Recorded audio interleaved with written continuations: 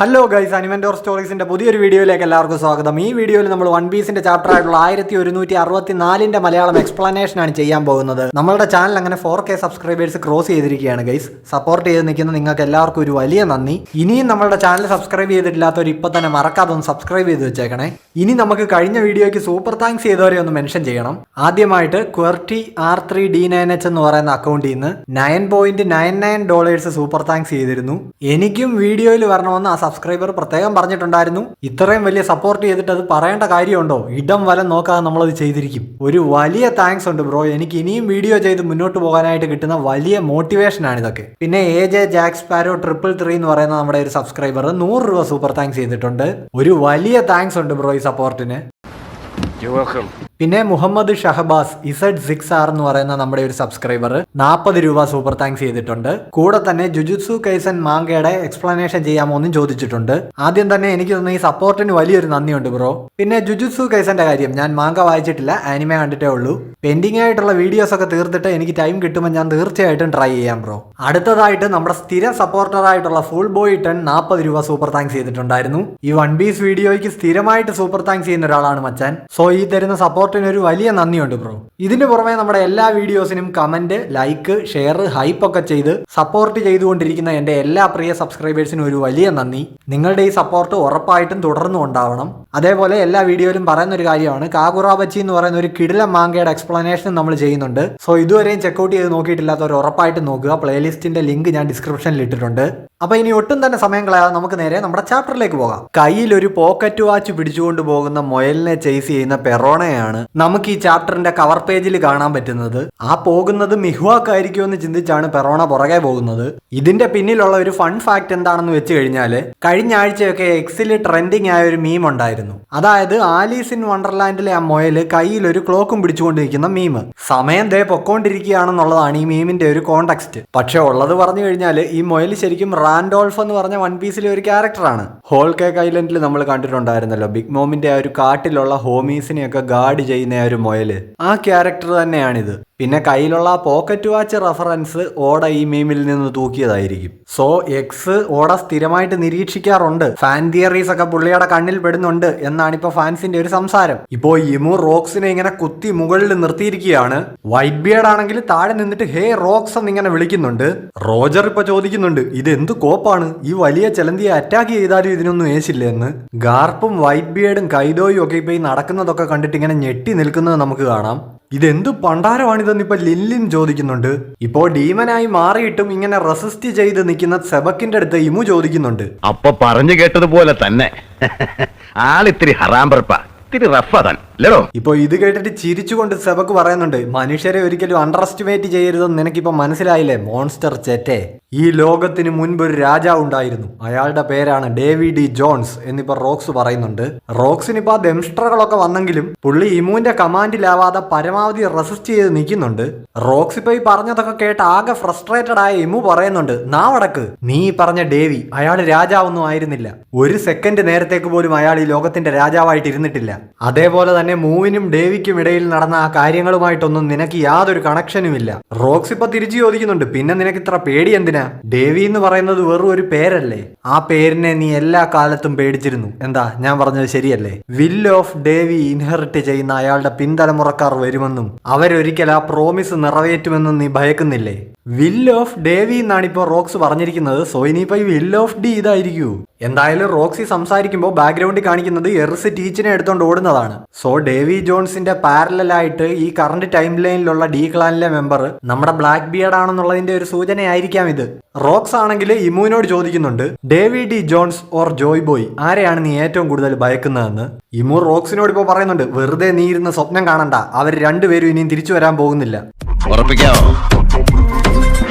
നീ ഇപ്പൊ ഇവിടെ വെച്ച് ഇല്ലാതാകുന്നതോടുകൂടി എല്ലാം അവസാനിക്കുമെന്ന് ഇമു പറയുന്നു. അതേപോലെ തന്നെ ഇമു നല്ല കുറച്ച് സോൾജിയേഴ്സിനെ കണ്ടെത്തിയെന്നും റോക്സിനോട് പറയുന്നുണ്ട്. അവർക്ക് നല്ല വലിപ്പമൊക്കെ ഉണ്ട്, പക്ഷെ അവരെ കൊണ്ട് നമുക്ക് വലിയ ദോഷമൊന്നുമില്ല. സ്വന്തമായിട്ട് ഒരു തീരുമാനം എടുക്കാൻ പോലും അറിയാത്ത ഒരു കൂട്ടം ആൾക്കാർ എന്ന് ഇമു പറയുന്നുണ്ട്. ഇതിപ്പോ എൽബാഫിലുള്ളവരെ പറ്റിയാണ് ഈ പറയുന്നത്. റോക്സ് ഇത് കേൾക്കുമ്പോൾ തന്നെ ചോദിക്കുന്നുണ്ട്, ജയൻസിനെ പറ്റിയാണോ നീ പറയുന്നത്? ഹരാൾഡിന്റെ ദേഹത്ത് തൊട്ട് കളിക്കരുത്. അവനും അവന്റെ ജനങ്ങളും സമാധാനം മാത്രം ആഗ്രഹിക്കുന്ന ഒരു കൂട്ടം ആൾക്കാരാണ്. ഇമു ആണെങ്കിൽ ഇത് കേട്ടിട്ട് പറയുന്നുണ്ട്, പ്രതീക്ഷിക്കാതെ എന്റെ കയ്യിൽ വന്ന് വീണ് കിട്ടിയ ഒരു അവസരമാണത്. ഹരാൾഡിനെ പോലെ ഈസി ആയിട്ട് മാനിപ്പുലേറ്റ് ചെയ്യാൻ കഴിയുന്ന ഒരു രാജാവിനെ ഇനി ഒത്തു കിട്ടിയെന്ന് വരില്ല. ഇപ്പൊ ഇതൊക്കെ കേൾക്കുമ്പോൾ റോക്സിനാണെങ്കിൽ ആകെ പിടിവിട്ടു പോകുന്നുണ്ട്. ഇമു ആണെങ്കിൽ ഇപ്പൊ പറയുന്നുണ്ട്, നിന്റെ ഇപ്പോഴത്തെ ഈ അവസ്ഥയുണ്ടല്ലോ, ഇതും അതുപോലെ എന്റെ മുന്നിലുള്ള ഒരു അവസരമാണ്. പെട്ടെന്നാവട്ടെ, ദേവിയുടെ സ്വപ്നം അത് ഇന്ന് ഇവിടെ വെച്ച് നീ അവസാനിപ്പിക്കണം. ഇത്രയും പറഞ്ഞിട്ട് ഇമു റോക്സിനെ താഴേക്ക് ഇടുകയാണ്. വൈറ്റ് ബിയേർഡും ലിൻലിനും ഒക്കെ ഇപ്പൊ റോക്സ് ഇങ്ങനെ വന്ന് താഴെ വീഴുന്നത് നോക്കുന്നുണ്ട്. ലിൻലിൻ ഇപ്പൊ വന്ന് റോക്സിനോട് ചോദിക്കുന്നുണ്ട്, റോക്സ്, ആ മോൺസ്റ്റർ നിന്നെ എന്താ ചെയ്തത്? മുകളിൽ വെച്ച് എന്താ സംഭവിച്ചത്?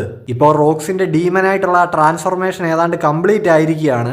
എന്റെ പിടുത്തം മുഴുവൻ വിട്ടുപോകുന്നു എന്ന് ഇപ്പൊ റോക്സ് മനസ്സിൽ പറയുന്നുണ്ട്. ഡീമനായിട്ട് കിടക്കുന്ന റോക്സിന്റെ അടുത്ത് നിന്റെ കൈകൊണ്ട് ഡേവി ക്ലാനിനെ മുഴുവൻ ഇല്ലാതാക്കുമെന്ന് ഇമു കമാൻഡ് കൊടുക്കുന്നുണ്ട്. ഇത് കേൾക്കുന്ന റോക്സ് ആണെങ്കിൽ ഇപ്പൊ ചാടി എഴുന്നേൽക്കുന്നുണ്ട്. ഡീമൻ ആയതോടെ പുള്ളിയുടെ ആ ബോഡിയും വലുതായിട്ടുണ്ട്, അതേപോലെ തന്നെ ചിറകൊക്കെ വന്നിട്ടുണ്ട്. ഇതെന്താ നിനക്ക് വലിപ്പം വെച്ചോന്ന് ഇപ്പൊ ലിൻലിൻ ചോദിക്കുന്നുണ്ട്. റോക്സ് ഇപ്പൊ പറയുന്നുണ്ട്, എല്ലാവരും മര്യാദക്ക് എന്റെ വഴിയിൽ നിന്ന് മാറ്. ഈ ചരിത്രത്തിൽ നിന്ന് തന്നെ എനിക്കൊരു വംശത്തിനെ മൊത്തമായിട്ട് ഇല്ലാതാക്കേണ്ടതുണ്ട്. റോക്സ് ആണെങ്കിൽ ഇപ്പൊ പൊങ്ങി ചാടിയിട്ട് മുന്നിൽ നിൽക്കുന്ന കൈഡോയുടെ മൂക്കിലേക്ക് വാള് കൊണ്ട് കുത്തുന്നുണ്ട്. ഇപ്പൊ വേദന എടുത്തിട്ട് കൈഡോ ആണെങ്കിൽ ചോദിക്കുന്നുണ്ട്, ഓ റോക്സേ, എടോ നാറി, താൻ എന്തായി ചെയ്യുന്നേ? റോക്സ് ആണെങ്കിൽ ഇപ്പൊ കൈഡോയെ ഇങ്ങനെ പിടിച്ചിട്ട് തൂക്കി ഒരു എയർ എറിയുന്നുണ്ട്. ഇപ്പൊ ഒരു മലയുടെ മേലേക്ക് ചെന്ന് ഇടിച്ചു കയറിയിട്ട് കൈഡോ അവിടെ മറിഞ്ഞ് താഴെ വീണു. ലിൻലിൻ ആണെങ്കിൽ ഇപ്പൊ ഇത് കണ്ടിട്ട് കൈഡോ എന്ന് വിളിച്ചോണ്ട് അലറുന്നുണ്ട്. അവളാണെങ്കിൽ ഇപ്പൊ വാള് ഓങ്ങിക്കൊണ്ട് റോക്സിന് പിന്നാലെ ചെല്ലുകയാണ്.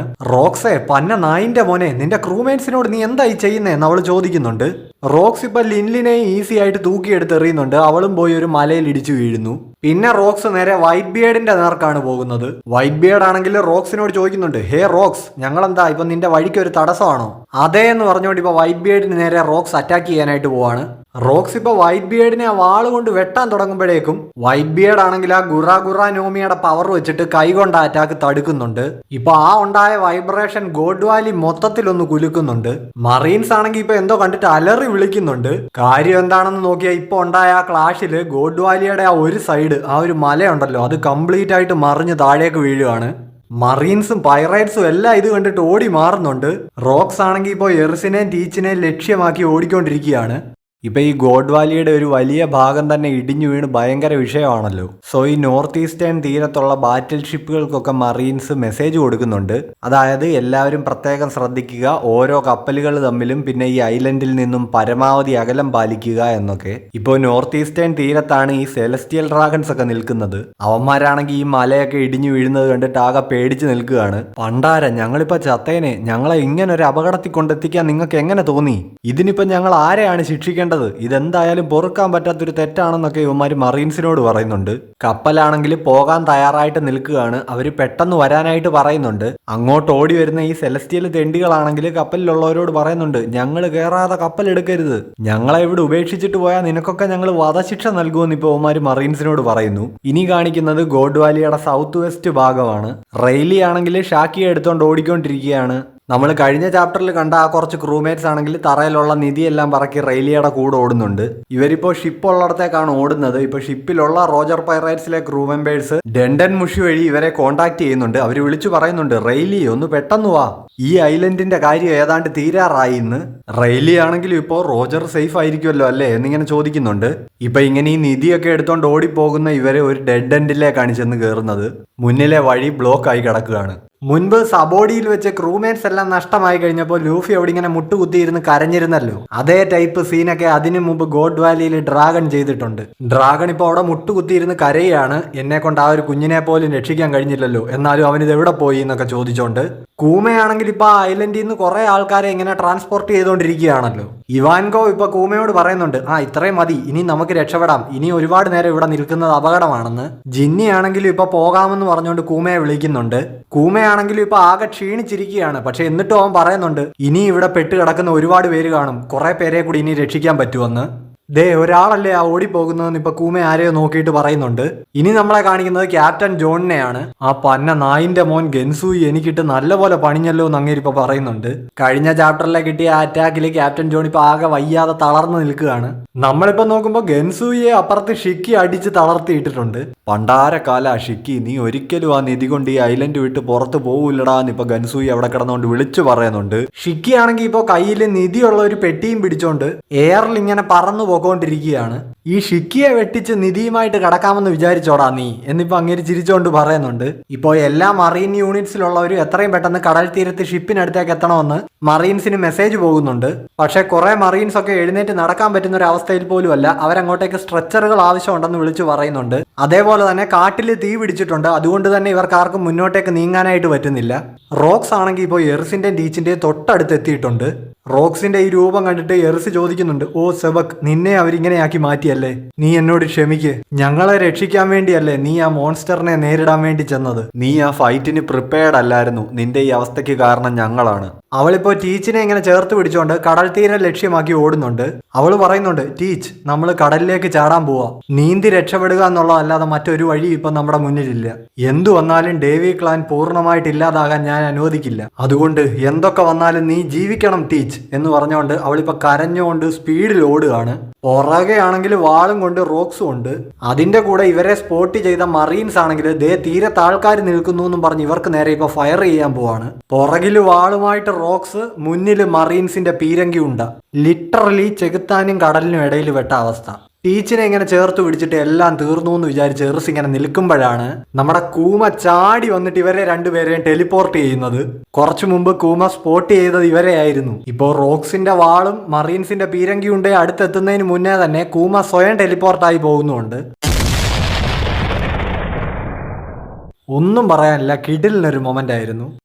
ഇപ്പോൾ ഈ ഐലൻഡിൽ ഇങ്ങനെ എക്സ്പ്ലോഷൻ ഒക്കെ നടക്കുന്നത് കണ്ട് രസിച്ചുകൊണ്ടിരിക്കുന്ന ഇമു റോക്സിനോട് പറയുന്നുണ്ട്, ഡേവി, ഈ ഐലൻഡിലുള്ള എല്ലാത്തിനെയും അങ്ങ് തീർത്തേക്കാൻ. മറീൻസ് ആണെങ്കിൽ ഇപ്പോൾ വൈസ് അഡ്മിറൽ ഗാർപ്പ്, ഒന്ന് പെട്ടെന്ന് വരൂ, നമുക്ക് എത്രയും പെട്ടെന്ന് ഇവിടുന്ന് പോകണം എന്ന് ഗാർപ്പിനെ വിളിച്ചു പറയുന്നുണ്ട്. ഗാർപ്പ് ആണെങ്കിൽ ഇപ്പോൾ അവരോട് പറയുന്നുണ്ട്, നിങ്ങൾ എത്രയും പെട്ടെന്ന് പൊക്കോ. അതേപോലെ തന്നെ ഈ ഐലൻഡിൽ ഇനി എത്ര പേര് ബാക്കിയുണ്ടെന്നും ഗാർപ്പ് അവരോട് ചോദിക്കുന്നു. ഇപ്പോൾ ബാക്ക്ഗ്രൗണ്ടിൽ സെലസ്റ്റിയൽ ഡ്രാഗൺസ് അവിടെ നിൽക്കുന്ന മറീൻസിനെ തൊഴിക്കുന്നതൊക്കെ കാണാം. ഉള്ളത് പറയാമല്ലോ ഗൈസ്, ഇവന്മാരുടെ അത്രയും പിഴച്ച ക്യാരക്ടേഴ്സ് വൺ പീസിൽ വേറെ ഉണ്ടെന്ന് തോന്നുന്നില്ല. റോജർ പൈറേറ്റ്സ് ആണെങ്കിൽ ഇപ്പൊ റോജറിനെ വിളിച്ചിട്ട് എവിടെയാണെന്ന് ചോദിക്കുന്നുണ്ട്. റോജർ പറയുന്നുണ്ട്, എനിക്ക് കുഴപ്പമൊന്നുമില്ല, ഞാൻ ഓക്കെയാണ്. നമ്മളുടെ ക്രൂമേറ്റ്സ് എല്ലാവരും ഒത്തുകൂടി കഴിഞ്ഞാൽ എന്നെ ഒന്ന് വിളിച്ചറിയിക്കുമെന്ന്. റോക്സ് ആണെങ്കിൽ ഇപ്പൊ ഗോഡ് വാലിയിലുള്ള പൈറേറ്റ്സിനെയൊക്കെ ഓടി നടന്ന് വെട്ടുകയാണ്. പൈറേറ്റ്സ് ആണെങ്കിൽ ഇപ്പൊ അവിടെ കിടന്ന് അലറുന്നുണ്ട്, റോക്സെ നിങ്ങൾ ഇതൊന്ന് നിർത്ത്. അതേപോലെ ചിലർ ചോദിക്കുന്നു, അല്ല ഇത് ശരിക്കും റോക്സ് തന്നെയാണോ, ഇയാളുടെ രൂപം എന്താ ഇങ്ങനെ? സോ റോക്സ് അവിടെ ആകെ സീനാക്കിക്കൊണ്ടിരിക്കുകയാണ്. ഗാർപ്പും റോജറും കൂടെ ഇപ്പോ ശ്വാസം ഒന്ന് ഉള്ളിലേക്ക് എടുത്ത് വിട്ടിട്ട് ഉറക്കെ വിളിക്കുന്നുണ്ട്, ഡാ റോക്സേ, ഇറങ്ങി വാടാ. റോക്സ് ആണെങ്കിൽ ഇപ്പൊ അവർക്ക് നേരെ നടന്നു വരുന്നുണ്ട്. ഇപ്പൊ മുന്നിൽ ഇങ്ങനെ ജയന്റ് സൈസിൽ ചിറകൊക്കെ ആയിട്ട് നിൽക്കുന്ന റോക്സിനെ കണ്ടിട്ട് ഗാർപ്പ് ഇപ്പൊ ചോദിക്കുന്നുണ്ട്, നിന്റെ രൂപം ഇതിപ്പോ വല്ലാണ്ടങ്ങ് മാറിപ്പോയല്ലോ. നീ എന്റെ ക്രൂവിനെ തൊട്ട് കളിക്കാൻ നോക്കിയാ ഞാൻ വെറുതെ നിന്നു വരില്ല റോക്സ് എന്നിപ്പോ റോജർ പറയുന്നുണ്ട്. റോക്സ് ഇപ്പൊ ഇവരോട് കമ്മ്യൂണിക്കേറ്റ് ചെയ്യാനായിട്ട് ശ്രമിക്കുന്നുണ്ട്. മറ്റേ സീ കിങ്സ് ഒക്കെ സംസാരിക്കില്ലേ, അതേപോലെ സെലക്റ്റഡ് ആയ ആൾക്കാർക്ക് മാത്രമേ കേൾക്കാൻ പറ്റൂ. ഇപ്പോ റോജറെ, ഗാർപ്പേ എന്നിങ്ങനെ റോക്സ് വിളിക്കുന്നത് റോജറിന് കേൾക്കാനായിട്ട് പറ്റുന്നുണ്ട്. ഇതെവിടുന്നാണ് ഈ വോയിസ് വരുന്നത്, എന്താണിതെന്നൊക്കെ ചോദിച്ചുകൊണ്ട് റോജർ ചെവി പൊത്തുന്നുണ്ട്. ഷിപ്പിൽ വെച്ച് ഓടനും റോജറും ആ സീ കിങ്സിന്റെ ശബ്ദം കേട്ടിട്ട് ചെവി പൊത്തിയല്ലോ, അതുപോലെ ഗാർപ്പിന് കേൾക്കാൻ പറ്റുന്നില്ലെന്ന് തോന്നുന്നു. നിന്റെ മുഖത്തിന്റെ എക്സ്പ്രഷൻ പെട്ടെന്ന് മാറിയല്ലോ എന്നിപ്പോ റോജർ റോക്സിനോട് ചോദിക്കുന്നുണ്ട്. കാര്യം എന്താണെന്ന് നോക്കിയാ റോക്സ് ആണെങ്കിൽ ഇപ്പൊ കരഞ്ഞുകൊണ്ട് ഇവരോട് പറയുന്നുണ്ട്, പ്ലീസ് നിങ്ങൾ ദയവ് ചെയ്ത് എന്നെ ഒന്ന് കൊന്നു തരാമോ. എന്നിട്ടിപ്പോ പെട്ടെന്ന് ആ കൺട്രോൾ വിട്ടുപോയിട്ട് റോക്സ് ഇവർക്ക് നേരെ പാഞ്ഞടുക്കുകയാണ്. അവിടെ വെച്ച് നമ്മുടെ ഈ ചാപ്റ്റർ എൻഡ് ആവുകയാണ്. ഗോഡ് വാലി ഇൻസിഡന്റ് അതിന്റെ ക്ലൈമാക്സിലേക്ക് എത്തിയിരിക്കുന്നു എന്നൊരു എഡിറ്റേഴ്സ് നോട്ടും ഉണ്ട്. സോ നെക്സ്റ്റ് ചാപ്റ്റർ ഒക്കെ വേറെ ലെവലായിരിക്കും. ഇത് തന്നെ ഒരു കിടിലൻ ചാപ്റ്റർ ആയിരുന്നു. അതിന്റെ കൂടെ വേറൊരു സന്തോഷ വാർത്തയുണ്ട്, അടുത്ത ആഴ്ചയും ബ്രേക്ക് ഇല്ല. സോ അപ്പൊ നിങ്ങൾക്ക് എന്റെ എക്സ്പ്ലനേഷൻ വീഡിയോ ഇഷ്ടപ്പെട്ടിട്ടുണ്ടെങ്കിൽ ഉറപ്പായിട്ട് സപ്പോർട്ട് ചെയ്യുക. Do like, share, comment and hype. അതേപോലെ ചാനൽ സബ്സ്ക്രൈബ് ചെയ്തിട്ടില്ലെങ്കിൽ മറക്കാതെ സബ്സ്ക്രൈബും ചെയ്യുക. സോ അപ്പൊ നെക്സ്റ്റ് വീഡിയോ ആയിട്ട് നെക്സ്റ്റ് വീക്ക് കാണുന്നവരേക്കും ബൈ ബൈ.